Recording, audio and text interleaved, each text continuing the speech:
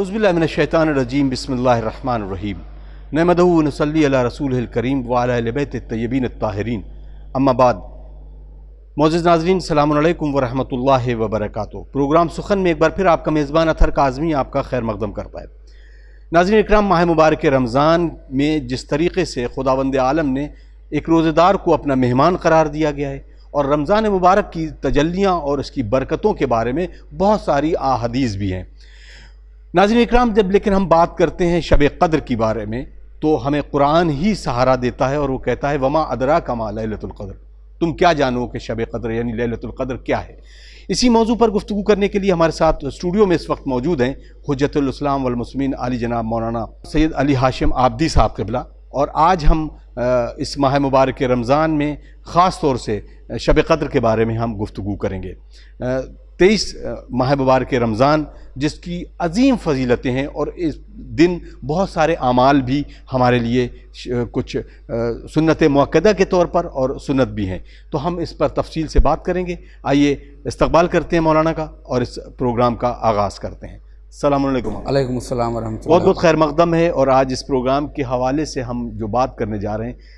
جب ہم بات کرتے ہیں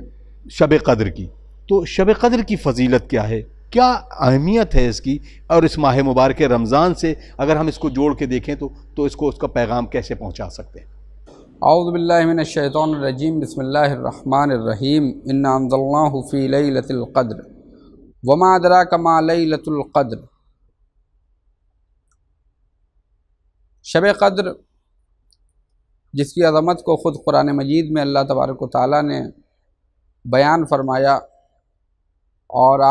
کہ ہم نے قرآن کو شب قدر میں نازل کیا، اور تم کیا جانو کہ شب قدر کیا چیز ہے۔ عام ماہ مبارک رمضان کی دعا پڑھتے ہیں، اس میں اکثر دعاؤں میں ہے کہ اللہ نے شب قدر کو ماہ مبارک رمضان میں قرار دیا ہے۔ جی، ماہ مبارک رمضان شب قدر کی عظمت کو جب اللہ نے بیان کیا تو اس میں دو چیزیں بیان کی۔ ایک چیز یہ ہے کہ اس میں قرآن نازل ہوا، دوسری چیز یہ ہے کہ اس میں فرشتے اور روح القدس ولی امر کے پاس آتے ہیں، یعنی جو وقت کا امام ہوتا ہے، جو وقت کا الہی پیشوا ہوتا ہے، جیسے آج ہمارے زمانے میں ہمارے آقا و مولا حضرت امام زمانہ عجل اللہ تعالیٰ فضلہ شریف ہیں، ان کی خدمت میں حاضر ہوتے ہیں، اور یہ برکتوں والی شب ہے کیونکہ یہ قرآن کا نزول اس میں ہوا ہے۔ جی، بہرحال دیکھیں، اس میں عظمت اور برکت کو اللہ نے یہی کہا کہ وما ادراک ما لیلۃ القدر، تم کیا جانو کہ شب قدر کیا چیز ہے۔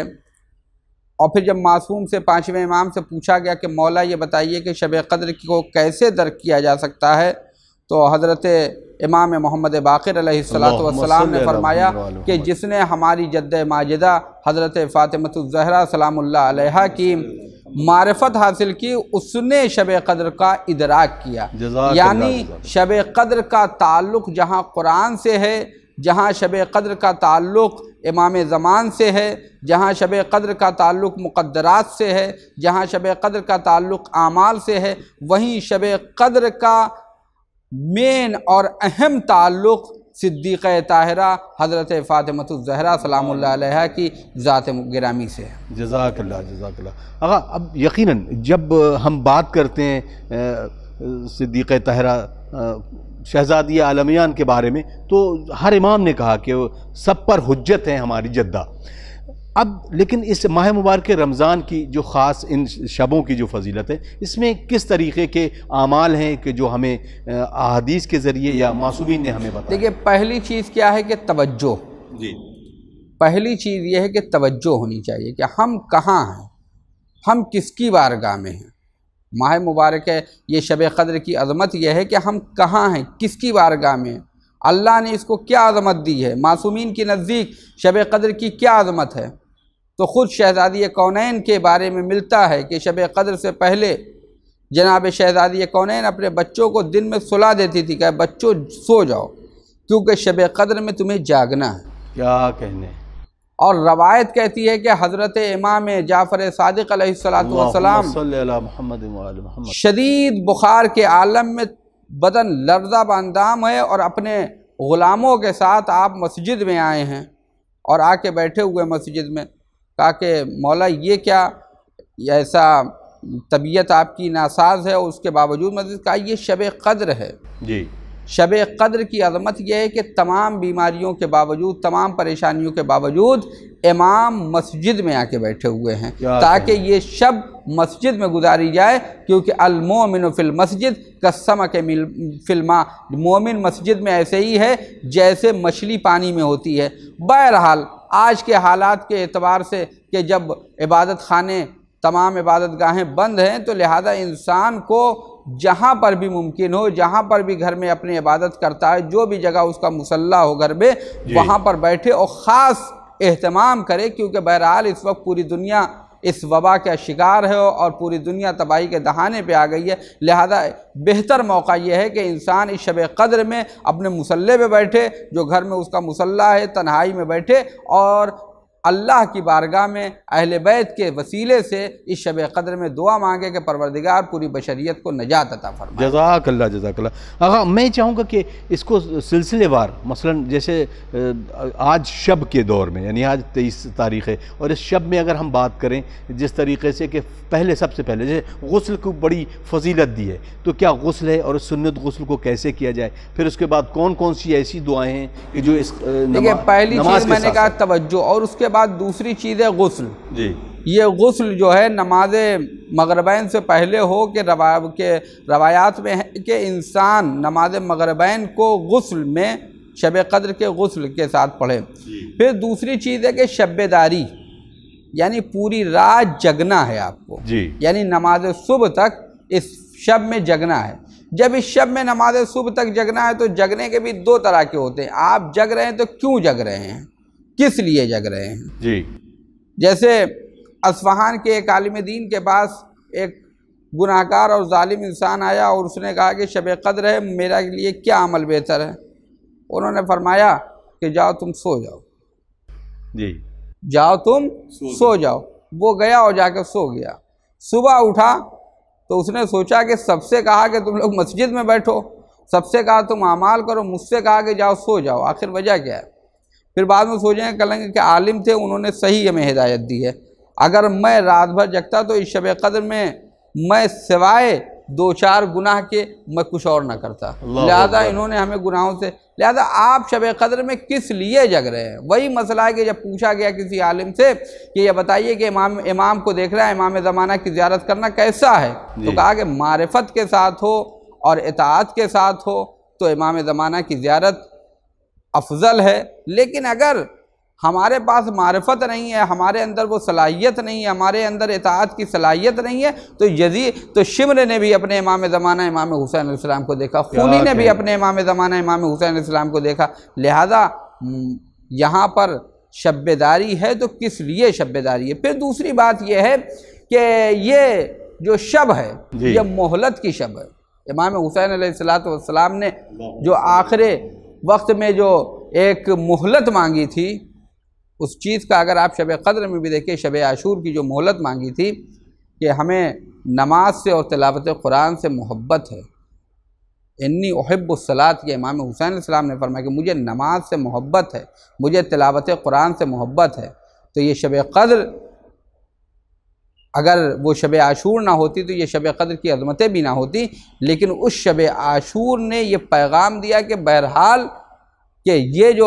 مہلت کی شب ہو اس میں قرآن اور نماز کے اوپر توجہ رہے، اور پھر خود اس شب قدر کے اعمال میں تلاوت قرآن بھی ہے، سورہ روم، عنکبوت، دخان، اور اسی طرح سے دوسرے تمام 1000 مرتبہ سورہ انا انزلنا کی تلاوت ہے، یہ قرآن کی تلاوت ہے۔ اس کے بعد آپ دیکھیے کہ 100 رکعت نماز 2 رکعت کر کے پڑھنی ہے۔ تو لہذا ایک چیز جو سب سے اہم ہے وہ یہ ہے کہ انسان اس شب قدر میں دعا سے غافل نہ ہو، اس شب قدر میں تلاوت قرآن سے غافل نہ ہو، اس شب قدر میں نماز سے غافل نہ ہو، کیونکہ یہ چیزیں بہت ہی اہم ہیں، اور یہی پیغام ہے کہ انسان کس طرح سے، پھر اس کے بعد دعا ہے، لیکن دعا بھی کس طرح سے دعا کرے کہ توسل کے ساتھ دعا کرے، چونکہ بہرحال یہ ایام امیر المومنین علی علیہ السلام کی شہادت کے ایام ہیں، لہذا صرف ایک روایت آپ کے سامنے میں کہ آپ توسل کریے کس کے حوالے سے، اس میں افضل جو توسل ہے وہ امیر المومنین علی علیہ السلام کا،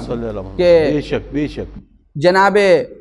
عائشہ سے روایت ہے کہ وہ فرماتی ہیں کہ میں نے ایک شب رسول اللہ کو میں نے دیکھا کہ رسول اللہ حجرے میں نہیں ہیں، تو میں دوسرے تمام ازواج کے حجرے کی طرف گئی لیکن رسول اللہ کہیں نہیں ملے۔ اس کے بعد پھر میں نے دیکھا کہ رسول اللہ حجرے کے اوپر، چھت کے اوپر ہیں اور بارگاہ معبود میں ہاتھ کو اٹھائے ہوئے دعا کر رہے ہیں۔ میں پیچھے کھڑی تھی اور بار بار سن رہی تھی کہ رسول اللہ ہر دعا کے میں یہی کہہ رہے تھے، الہی بحق علی، الہی بحق علی، الہی بحق علی۔ کیا کہنے۔ کہا میں نیچے اتر آئی، رسول اللہ بھی تشریف لائے، میں نے کہا کہ یا رسول اللہ، اے اللہ کے نبی، آپ دعا کر رہے تھے لیکن آخر آپ ہر دعا میں یہ کیوں کہہ رہے تھے کہ الہی بحق علی، اے پروردگار تجھے علی کا واسطہ، اے پروردگار تجھے علی کے حق کا واسطہ، آخر یا رسول اللہ، اے اللہ کے نبی، آپ ایسا کیوں کر رہے تھے؟ تو رسول اللہ نے فرمایا کہ میں نے آسمان پہ نظر کی کہ اللہ کو کس کا وسیلہ دوں، کس کا توسل دوں، تو علی سے افضل کوئی نظر نہ آیا۔ میں نے زمین پہ نظر کی تو زمین پہ بھی علی سے افضل کوئی نظر نہ آیا۔ میں نے مشرق میں نظر کی تو مشرق میں بھی علی سے افضل کوئی نظر نہ آیا۔ میں نے مغرب میں نظر کی تو مغرب میں بھی علی سے افضل کوئی نظر نہ آیا۔ لہٰذا ہم نے ہر دعا میں جو وسیلہ بنایا ہے وہ امیر المومنین کو وسیلہ بنایا ہے، امام علی علیہ السلام کو وسیلہ بنایا، علی کو وسیلہ بنایا۔ لہٰذا ہر دعا میں نے کہا الہی بحق علی، الہی بحق علی، الہی بحق علی۔ یعنی یہ شب قدر ہے، اس شب قدر میں قرآن نازل ہوا ہے، لیکن جہاں یہ قرآن صامت کا نزول ہے وہیں پر قرآن ناطق کی محبت کے ساتھ اور ان کے وسیلے سے انسان جہاں قرآن کے وسیلے سے دعا مانگے کہ پروردگار اس قرآن کا واسطہ، اسی طریقے سے امیر المومنین کا واسطہ، کیونکہ امیر المومنین عدل قرآن ہے، امیر المومنین عدل قرآن ہے، امیر المومنین قرآن کا بدل ہے، امیر المومنین قرآن کے مساوی ہیں۔ اور پھر آپ دیکھیے کہ اس میں شب قدر میں اس بات کی توجہ دی گئی ہے، آپ سر پہ قرآن رکھیے تو قرآن میں سب پہلے قرآن کو سامنے رکھیے دعا کریے، اس کے بعد قرآن کو سر پہ اوپر رکھ کے دعا کریے۔ اس میں باقاعدہ طور پہ یہ معصومین کے توسل کو بیان کیا، بعلی بمحمد بالحسن بالحسین بفاطمہ بعلی ابن الحسین، یہ جو تمام ائمہ کے نام، یہ جو تمام معصومین کے نام بیان کیے جا رہے ہیں اور سب کو وسیلے کے طور پہ بیان کیے جا رہے ہیں، یعنی یہ بتانا چاہ رہے ہیں، یہ تعلیم دینا چاہ رہے ہیں کہ شب قدر جو افضل ترین شب ہے، جو شب قدر 1000 مہینوں سے افضل ہے، جس میں مقدرات لکھے جاتے ہیں، جس میں انسان کے سال بھر کی تقدیر کا فیصلہ ہوتا ہے، اس شب قدر میں بھی اگر دعا مانگنی ہے تو اہل بیت کے وسیلے سے دعا مانگنی ہے۔ لہذا اس شب قدر میں جو بھی دعا ہو وہ اہل بیت کے وسیلے سے ہو، جس کی میں نے ایک مثال آپ کے سامنے پیش کی۔ جزاک اللہ۔ آغا ابھی آپ نے ایک بات اور کہی کہ یہ شب جو ہے جس دن انسان کی قسمت کو لکھا جاتا ہے، اس کے آنے والے قضاء و قدر کو لکھا جاتا ہے، تو اس کے بارے میں ذرا تفصیل سے بتائیں تاکہ تمام ناظرین کی خدمت میں ایک بات بھی پہنچ جائے پیغام کے طور پر، اور لوگ اس چیز کو بھی سمجھیں کہ اس کی فضیلت خداوند عالم نے کس طرح سے رکھی ہے۔ دیکھیے ایک چیز میں آپ کی خدمت میں عرض کروں کہ انسان کو سب سے پہلے یہ دیکھنا ہوگا کہ اس کو اللہ نے کیوں خلق کیا ہے اور اس کا مقصد خلقت کیا ہے۔ جی، ماہ مبارک رمضان کے سلسلے میں اللہ نے کہا کہ یہ رحمت کا مہینہ ہے، رحمت ہے، برکت ہے، لیکن اس کے بعد جب یہ ختم ہوتا ہے تو یہ مغفرت کے ساتھ ختم ہوتا ہے۔ بے شک انسان کی کامیابی یہ ہے کہ اس کی مغفرت ہو جائے۔ عید کے اعمال میں بھی آپ دیکھیے، اور عید کے سلسلے میں جو معصومین اور رسول اللہ اور دوسرے تمام ائمہ کی روایات ہیں، اس میں یہ ہے کہ عید اس کی ہے جس کی مغفرت ہو جائے، مطلب یہ ہے کہ اس میں مغفرت ہو جائے، انسان پاک و صاف ہو جائے۔ جی، آپ نہاتے کیوں ہیں؟ کیوں نہاتے اس لیے تاکہ پاک و صاف ہو جائیں۔ اگر انسان ڈبکی پہ ڈبکی لگائے لیکن پاک نہ ہو پائے تو اس کا کوئی فائدہ نہیں ہے۔ ایک ماہ رمضان نہیں، ایک شب قدر نہیں، 1000 شب قدر آ جائیں، لیکن اگر انسان اپنے کو بخشوا نہ پائے اور اپنے گناہوں سے توبہ نہ کر پائے اور انسان اس شب کا فائدہ نہ اٹھا پائے تو اس شب قدر آتی جاتی رہیں گی۔ لیکن اہم یہ ہے کہ انسان اس شب قدر میں اپنے کو بخشوا دے، کیونکہ اس میں سب سے افضل شب ہے، پورے سال کی سب سے افضل شب ہے شب قدر۔ بے شک۔ اور یہ جو شبہائے قدر آتی، چاہے وہ 19 کی ہو، چاہے وہ 21 کی ہو، چاہے آج 23 کی ہو، ان سب میں جو چیز سب سے اہم ہے وہ یہ ہے کہ انسان نماز کے ذریعے سے، انسان قرآن کے ذریعے سے، انسان دعاؤں کے ذریعے سے، انسان اہل بیت سے توسل کے ذریعے سے، انسان گناہوں سے دور رہ کر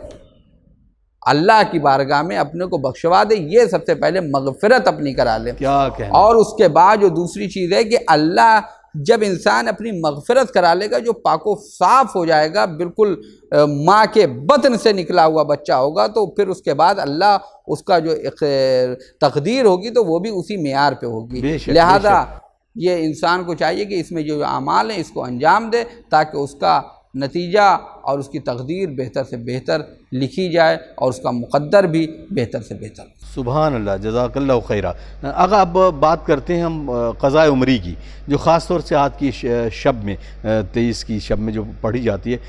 خاص طور سے وہ افراد جن کی واقعی میں زندگی میں کبھی کوئی نماز قضا نہیں ہوئی، ان کے لیے تو 100 رکعت ہے وہ 2 رکعت کر کے، لیکن جو قضاء عمری پڑھی جاتی ہے خاص طور سے کہ جو لوگ 6 دن کی نماز پڑھتے ہیں، تو اس کے بارے میں کیا فضیلت ہے اور کیسے اس کو پڑھنا چاہیے؟ یہ کیا جماعت سے پڑھنا صحیح ہے یا کس طرح سے پڑھنا؟ اس کے بھی دیکھیے، اصل میں معاملہ یہ ہے کہ اگر آپ اعمال شب قدر میں دیکھیے گا تو آپ کو اعمال شب قدر میں غسل ہے، جی، پھر وہ 2 رکعت نماز شب قدر ہے، اس کے بعد وہ چند تسبیحیں ہیں،